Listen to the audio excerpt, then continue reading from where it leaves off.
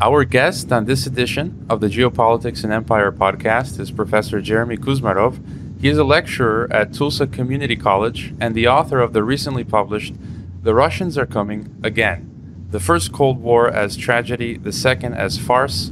We'll be talking about the book and his take on the new Cold War and U.S. foreign policy. Thanks for joining us, Dr. Kuzmarov. Thank you. Thanks for inviting me. It's a pleasure and honor. Now, let's start first with the historical context, which part of your book is dedicated to, which you call the true origins of the Cold War. You describe U.S. foreign interventions into Tsarist and Soviet Russia, which have been kind of swept under the rug. And could you tell us what is wrong with the current American history as we know it, and how that not only distorts our current view on the new Cold War, but actually escalates the danger of the new Cold War turning hot, as you say? Well, that's a great question. I think the problem with conventional understanding is that in American society and culture, we're kind of reared to believe that the Russians are a menacing force. And, the history of the Cold War is often presented as a case where the United States was kind of victimized by Stalinist aggression and was more kind of innocent party that was reactive to the Soviet Union and the alleged monstrosity that was the Soviet Union. But if we look at, if we probe more deeply and realistically into the history, we find that the United States really triggered the Cold War through its intervention in the Russian Revolution in 1917, when it was and the Russian Civil War, when the Woodrow Wilson administration, in alliance with various other Western nations, including Canada and also Japan, intervened to support white counter-revolutionary elements who were trying to destroy the Bolshevik Revolution. And from the beginning, the United States and many European countries couldn't tolerate an alternative system to capitalism. And I think the roots of the Cold War go back to that. And this was a very ugly intervention. The United States was supporting, and its allies were supporting very regressive elements in Russian society who committed a lot of atrocities. U.S. troops were committing a lot of atrocities. Ultimately, many of the soldiers questioned what it was all about. Even the Major Commanding General, William S. Graves, dissented against Woodrow Wilson because he thought his mission was just to enforce American neutrality. When he realized he was enmeshed in another country's civil war, he thought it was unethical and illegal. So we kind of bury that history, but the Russians remember their history, and a lot of the Soviet leadership were involved in that operation. Were essentially involved in the Russian Revolution and in fighting the counter-revolutionaries in the United States and the West. So it shaped their mindset, and they developed a rational suspicion towards the United States and Western countries. And then again, after World War II, my book kind of looks into the true history of the Cold War, and it's not true that it was just about Stalinist aggression. In fact, the Soviet Union was decimated by World War II and was largely focused on rebuilding its economy, and was wanting a strategic buffer to guard against renewed German attack in the future. But that was presented as aggression by Stalin that the United States had to stand up to. But left out also that narrative is that the United States was supporting counter-revolutionary elements to roll back any communist regimes in Eastern Europe. So the United States, I think, comes across a very aggressive country in trying to roll back a communist influence and was neglecting certain Russian interests at that time. So that's the kind of history of the Cold War that I discuss in my book. And it gives some context for what we see today, because the history shows that the United States has often been very aggressive and provoking the Russians, and we see continuity in the present day with the expansion of Nato close to Russian territory and other provocations like the U.S. intervention in Ukraine. So history is just repeating itself. But again, we're told that the Russians are the threat and this evil menace to us, and we don't look critically at our own actions.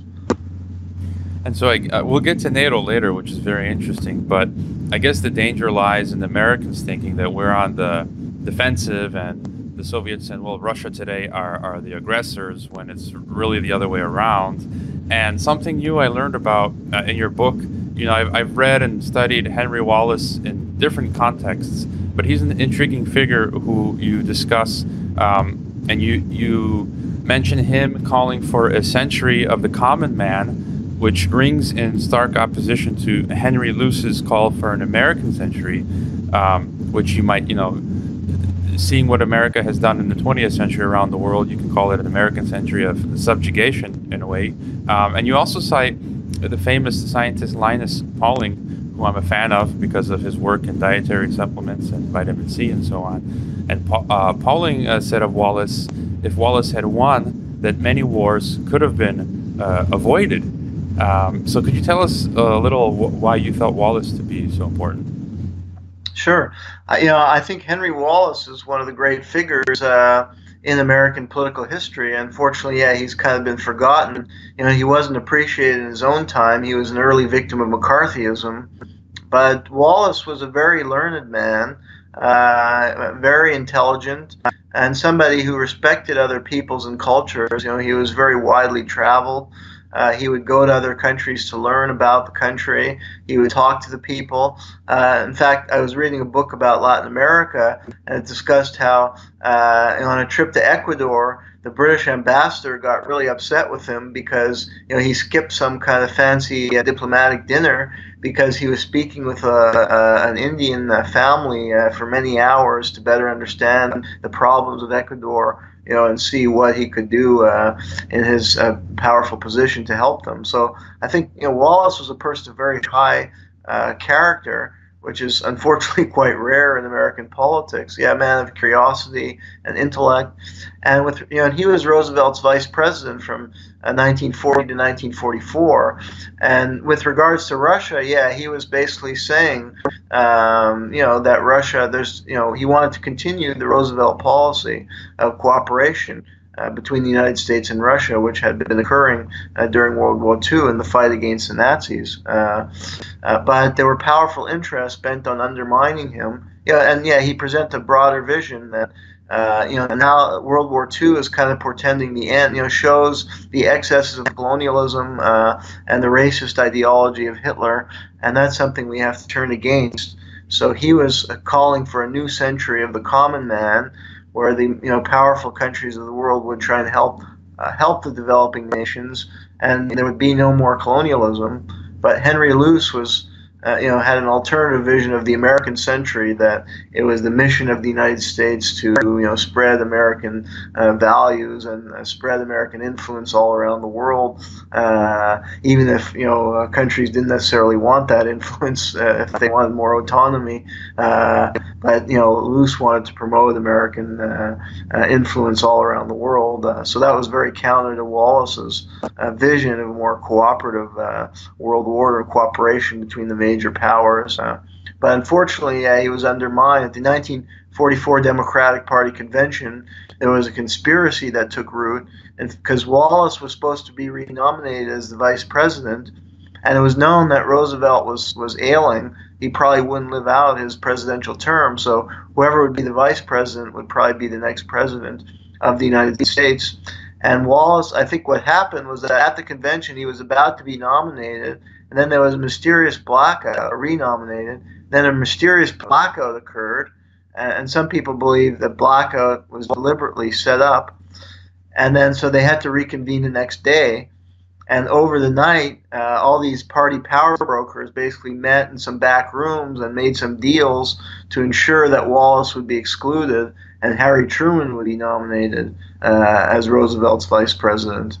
And that was a major turning point in the history of the Cold War and arguably world history, because instead of pursuing a policy of cooperation with Russia and a policy of trying to help developing world countries without adopting imperialistic methods, the United States pursued an alternative course of Luce's American century that led ultimately to the horrible wars in Korea and Vietnam and millions of deaths, as Linus Pauling suggested. So if Wallace had lived, we might have had a much different world take root after World War II.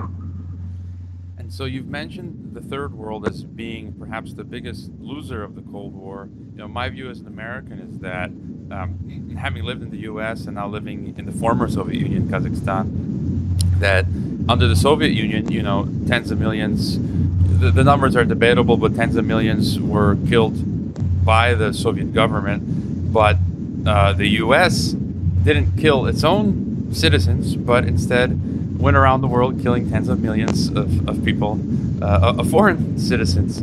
And the Third World suffered devastating proxy wars, regime change after regime change, death squads trained, by CIA and Western European intelligence, assassinations, biological and chemical warfare experimentation, economic destabilization. And so you devote a section of your book, and you go through a lot of stuff, which we won't have too much time to get into, but you mentioned stuff like false flag operations, such as Operation Gladio. By the way, for listeners, we have interviewed Daniele Ganser, the Swiss historian, who published the book on Operation Gladio, so people can go back and listen to that. You mentioned the secret projects of Operation Paperclip, bringing Nazis over to work for the U.S. military-industrial complex. And something that you mentioned I never thought of was the U.S., when the U.S. attempted to make a South Korea out of Vietnam. So basically, if they had won Vietnam, they would have established a military base in a beachhead to complement, Japan and South Korea, and they would have had a military base in Vietnam and encircle China, according to Halford Mackinder's Heartland Doctrine. So, I mean, there's a lot to unpack here, but what's most important for you regarding this idea of the Third World being the biggest loser and all of these things that have occurred? Yeah, I think you summarized it very well. That what occurred was essentially a war on the Third World. The United States, used the pretext of the Cold War and fighting communism to ratchet up its interventions and to engage in all kinds of manipulations from all the methods you described, including waging wars by proxy, creating secret armies, launching coups d'états, etc. And that had a disastrous effect on many different countries all around the world. Certainly in America's backyard in Latin America, there was military dictatorships took root because of those policies. The United States, through the USAID's Office of Public Safety, was training police forces who were anti-communist, and often they were hunting down any dissenters against military regimes. And under the Operation Condor was basically a transnational terrorist operation headquartered in Pinochet's Chile that hunted down dissidents and killed even left-leaning opposition politicians were among those killed. So it really was horrible for many countries and led to tremendous violence and terrorism all around the world. And then you had failed states, in the name of fighting communism, the United States allied with Islamic fundamentalist elements. There was actually a conference at Princeton University where the strategy was developed, and it led to arming of ultimately the Mujahideen in Afghanistan, who morphed into Al-Qaeda, and support for Islamic factions, different parts of the Middle East. So that led to the rise of terrorism as another consequence. So I think there's so many examples of the horrible effects. I mean, I think another horrible effect was just the ratcheting up of arms shipments and arms supplies led to the warping of development in many third world countries who could barely feed their population, but whose oppressive governments were stocked with the latest high-tech equipment in the name of fighting communism. So really, the Cold War, I think, it is viewed as kind of triumphalistic victory, often in the United States, or it's looked back with some nostalgia. But if we scrutinize U.S. foreign policy and the world situation, we see that the Cold War had a very deleterious impact on, especially on third world countries. You also talk about in the book the military-industrial academic complex. You're a university professor. I too have taught as a university professor, and you describe how many area studies departments were funded by foundations or the State Department or other government agencies.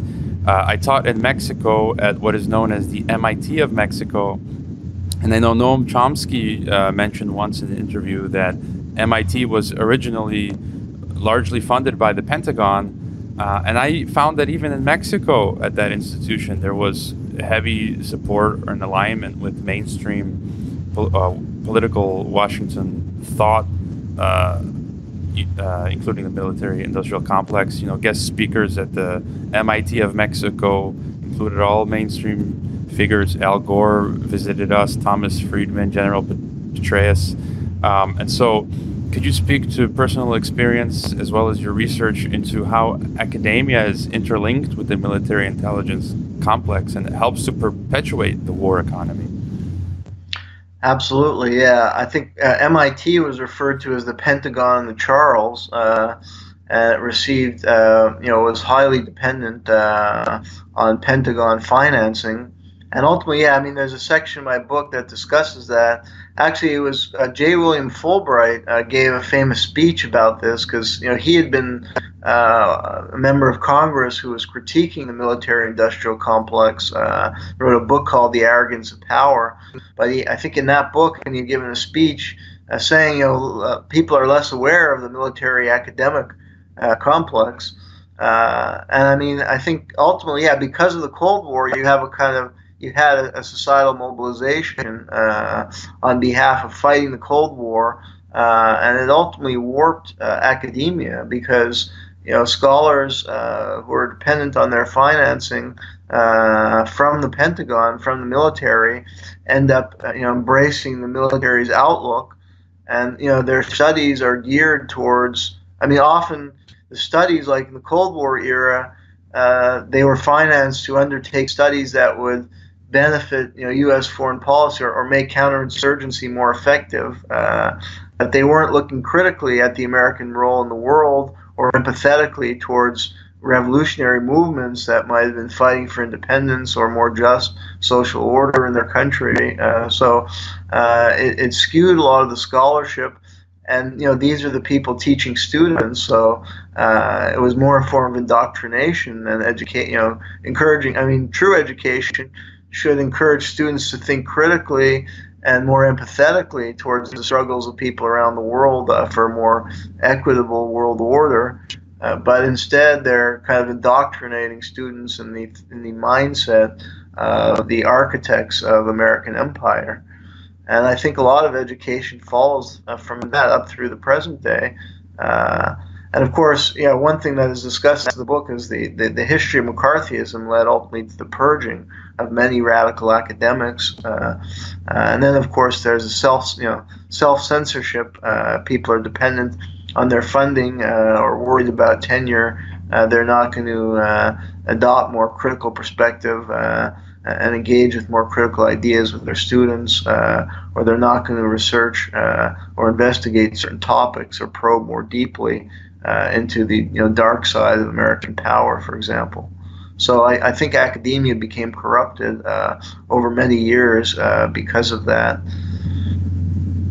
Let's skip ahead now to the new Cold War. Fast forward, and talking about this subject, I'm pro-American. I'm not anti-American. Neither am I, necessarily pro-Russian. I don't like bullies, and I like everyone to be treated fairly and well, and for things to be objective and truthful. And it seems lately every single accusation that's leveled against Russia, almost literally every single allegation from my perspective seems to be patently false. The MH17 plane crash in Ukraine, it looks like, U.S. Ukrainian interests probably took that down and blamed it on Russia. The whole Skripal affair, the Novichok poisoning in the UK sounds bogus. The use of chemical weapons in Syria, again, the evidence points to white helmets, which are supported by the US, UK. Ukraine, which was a coup d'etat by the US, it was not an invasion by Russia. Crimea, which was legally, through a referendum given back to Russia, and so on and so forth. And the analogy for me is if I punch you directly in the face and it's caught on camera, and I shout that you punched me in the face, and everybody believes me. I mean, could you help explain this kind of phenomenon and this current propaganda that just keeps on coming against Russia? Yeah, well, I think that's a very good analogy that you present, because Russia is, often defending itself, like in Ukraine. I mean, the situation there, if things were reversed, if Russia was intervening in Mexico so heavily, the United States would be very alarmed, and particularly if Russia was supporting right-wing elements with connection with neo-Nazism, and the United States had been invaded by Nazis before, the American public would be up in arms and probably calling for outright military intervention. So it's just a complete double standard, and inability to have any empathy for the Russian viewpoint that we see. And the way I present in the book is that the first Cold War was a tragedy with terrible human costs that we've been discussing. Was probably avoidable, but this is just a complete farce, because these accusations. I mean, as far as the first Cold War, at least there was some truth. I mean, Stalin was a horrible dictator, and there were a lot of atrocities going on under Stalin. So at least that there was some truth, to the reticence to engage with Stalin. Although ultimately I side with Wallace, and I think there was grounds for cooperation, but at least there's some argument that can be made, for those who were weary about dealing with Stalin. But I mean, in the present day, Putin had a lot. Right after 9/11, Putin was the first leader to call. Among the first leaders to call George W. Bush, and was very supportive of U.S. policy in the war on terror. He didn't come to power as being particularly anti-American or anti-West. He is a Russian nationalist. So there was really no reason for the United States to have hostility, not to have positive relations. And when sanctions were imposed in 2012, there was really no reason at all. I mean, that was even before the situation in Ukraine had unfolded. I don't see any reason why sanctions were imposed at that time. So, this is just a complete media creation of this monster, Vladimir Putin, that has very little to do with reality. I mean, Putin is not a perfect leader, but he has done a lot of positive things for Russia. Russia's economy has done much better under him than under Boris Yeltsin.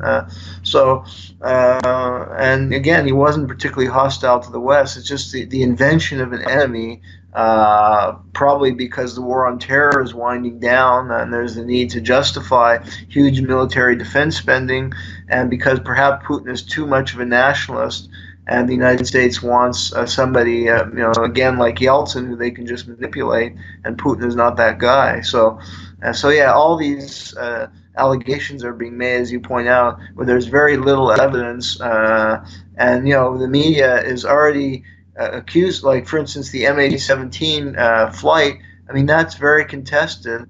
We don't fully know what happened, but the media blames Putin and makes like he's guilty of that before the evidence is clear at all. So that's very disturbing.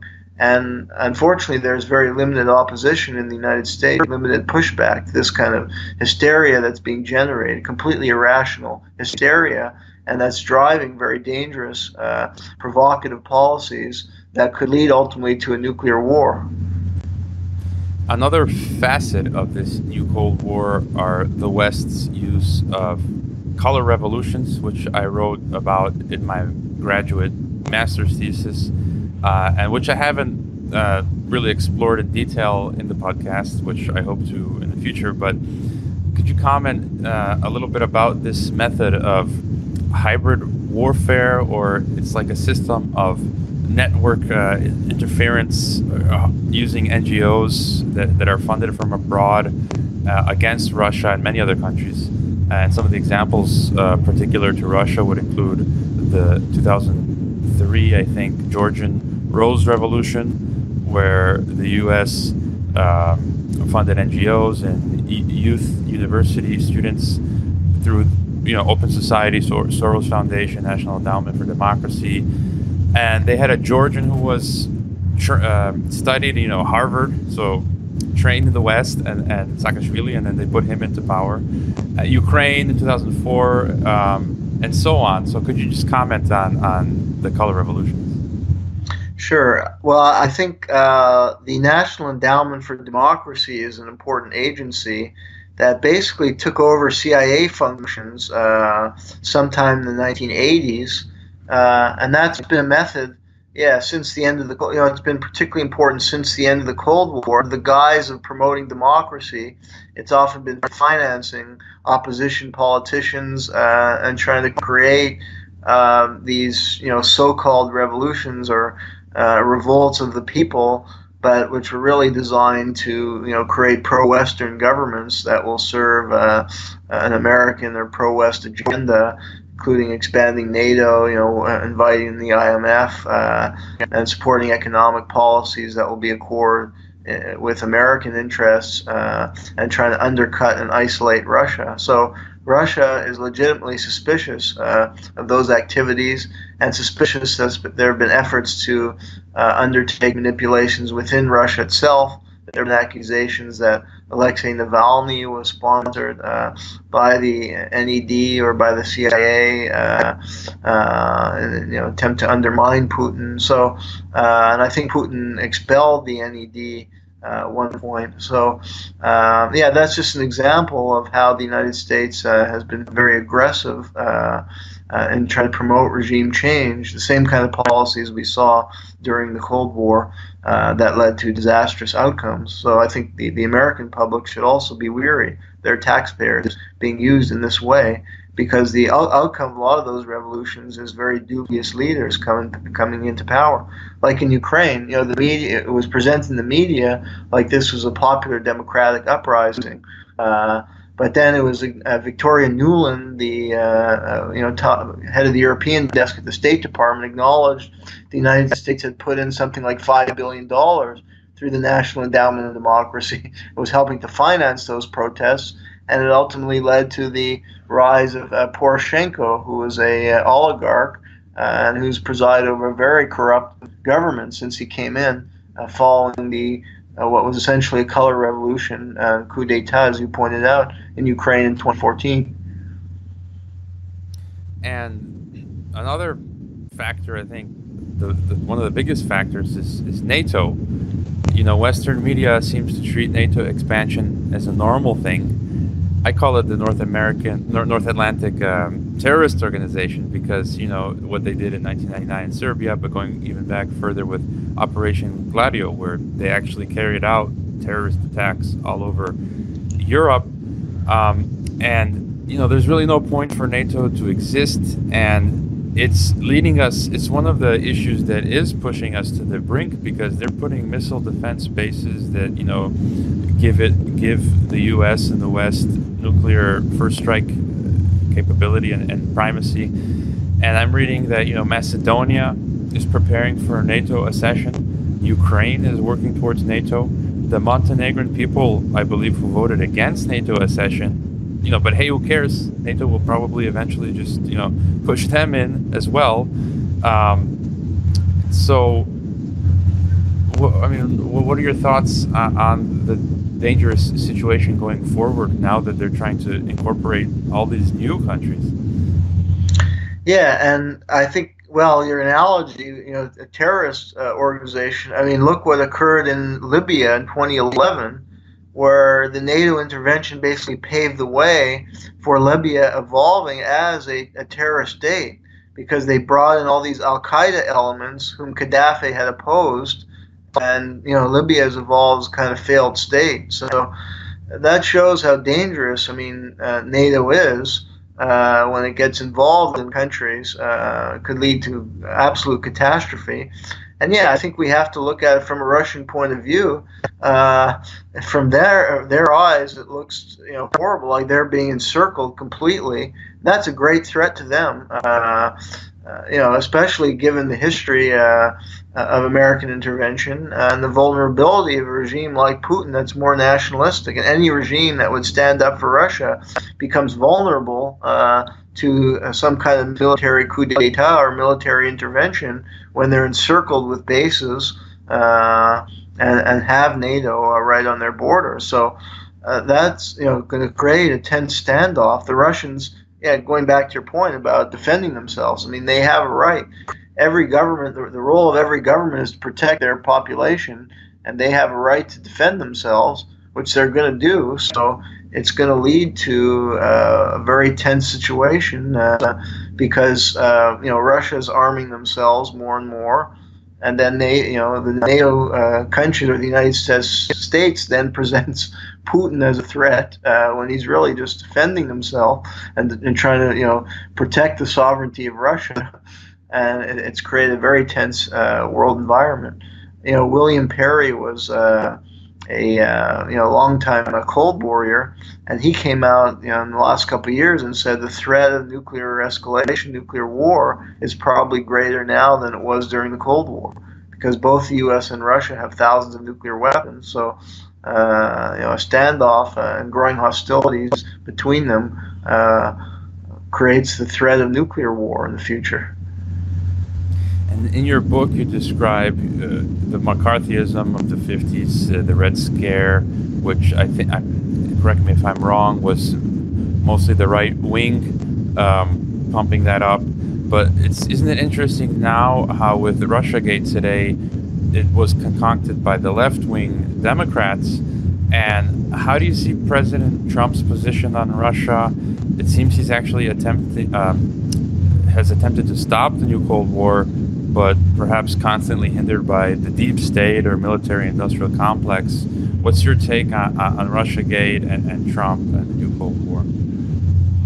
Well, yeah, I think it's very ominous that it's the Liberal Party and the left that is often adopting McCarthyist tactics and trying to discredit anybody, and accusing people of treason who are promoting more engagement with Russia. That I think is very disturbing. There were a lot of accusations. Some Trump officials were, claiming, like Carter Page, gave some speeches in Moscow where he was criticizing certain aspects of U.S. policy, like Nato expansion, and that was used as a basis for accusing him of being, Putin a lackey or something, and possible spy or a treasonous agent of the United States. As far as Trump, I think.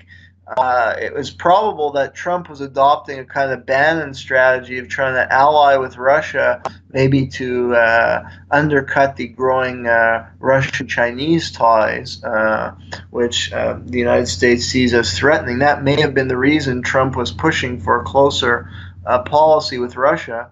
But as you point out, this hysteria that's been created about Russian interference in the election and all the allegations against Russia have hindered any efforts to forge a closer and better relationship between the United States and Russia.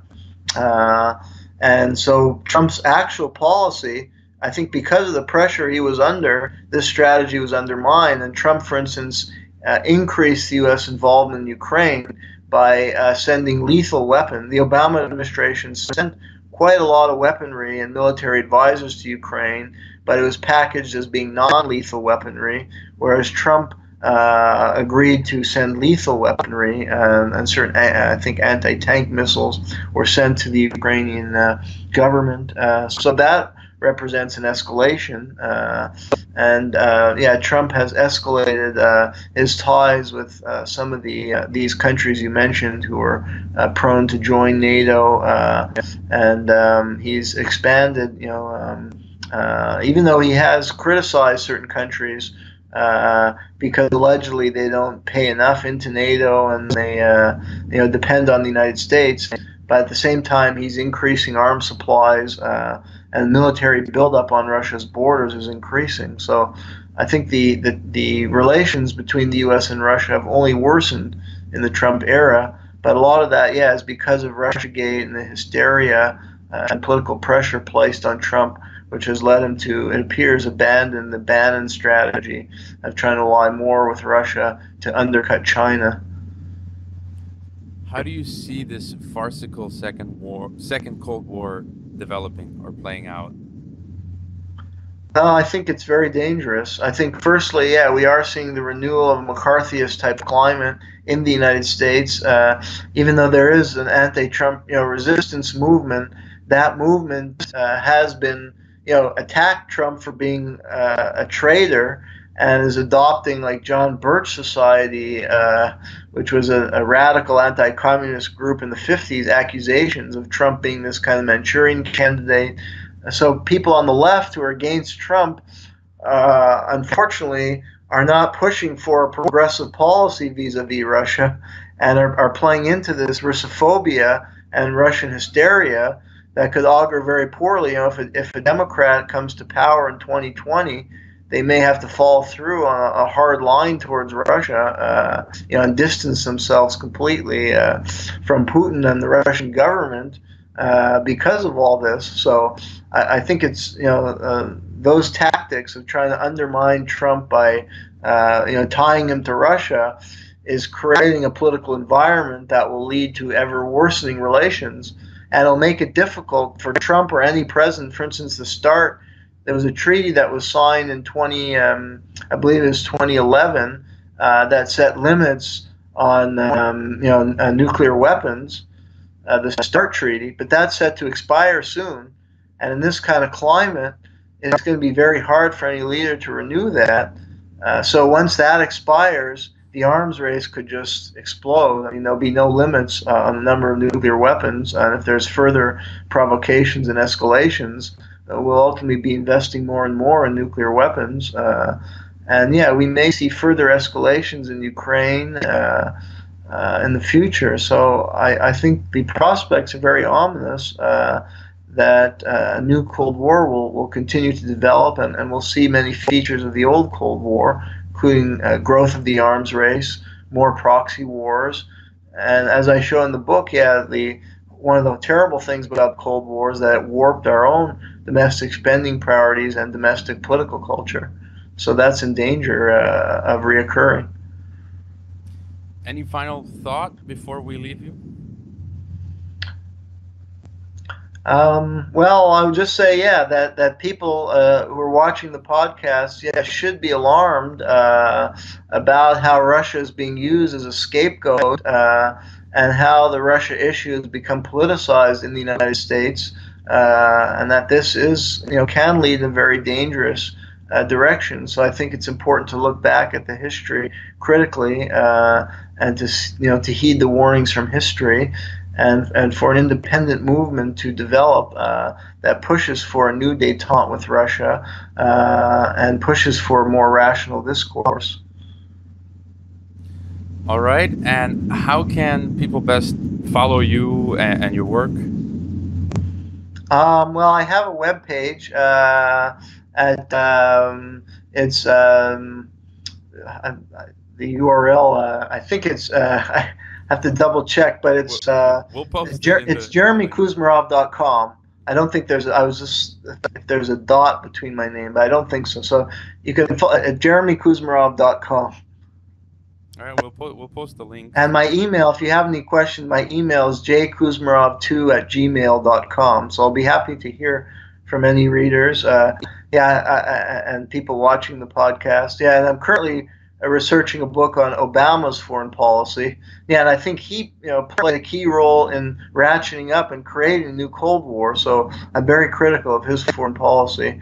But unfortunately, Trump has gone even further from him because of all the pressure on this issue. So, Whether left, right, or politically outside the box, I definitely recommend listeners go out and purchase the book if you want to have a deeper understanding of the new Cold War and US-Russia relations, and to be in a better position to anticipate current and future events. Thank you, Dr. Kuzmarov, for being our guest. Thank you.